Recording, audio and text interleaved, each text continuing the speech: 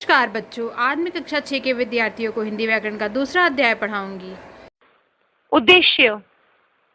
इस पाठ को पढ़ने के बाद विद्यार्थियों को निम्नलिखित ज्ञान प्राप्त होगा। वर्ण विचार, स्वर, स्वर के भेद, व्यंजन, व्यंजन के भेद।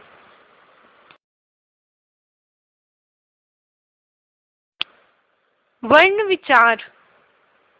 वर्ण हिंदी भाषा में प्रयुक्त सबसे छोटी ध्वनि है, जैसे अ, आ, इ, ई, उ, ऊ, क, ख आदि। वर्णमाला। वर्णों का समुदाय वर्णमाला कहलाता है। उच्चारण और प्रयोग के आधार पर हिंदी वर्णमाला के दो भेद हैं, स्वर और व्यंजन। स्वर वर्ण। स्वर उन ध्वनियों को कहते हैं जो बिना किसी अन्य वर्णों की सहायता के उच्चारित किए जाते हैं। स्वर के भेद।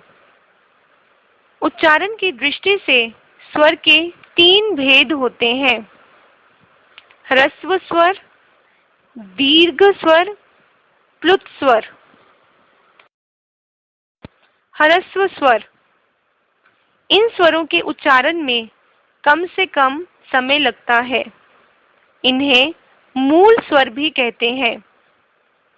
ह्रस्व स्वर चार प्रकार के होते हैं, अ, इ, उ, री।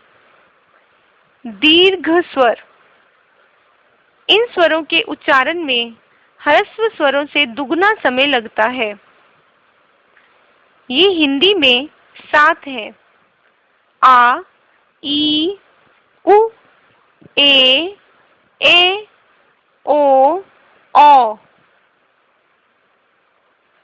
प्लुत स्वर। इन स्वरों के उच्चारण में दीर्घ स्वरों से भी अधिक समय लगता है। ध्यान दें, प्राय प्लुत स्वर का प्रयोग दूर से बुलाने में किया जाता है। व्यंजन। स्वरों की सहायता से बोले जाने वाले वर्ण व्यंजन कहलाते हैं। व्यंजन के भेद। व्यंजन के 4 भेद होते हैं, स्पर्श, स्पर्श संघर्षी, अंतरुस्थ व्यंजन, ऊष्म संघर्षी व्यंजन।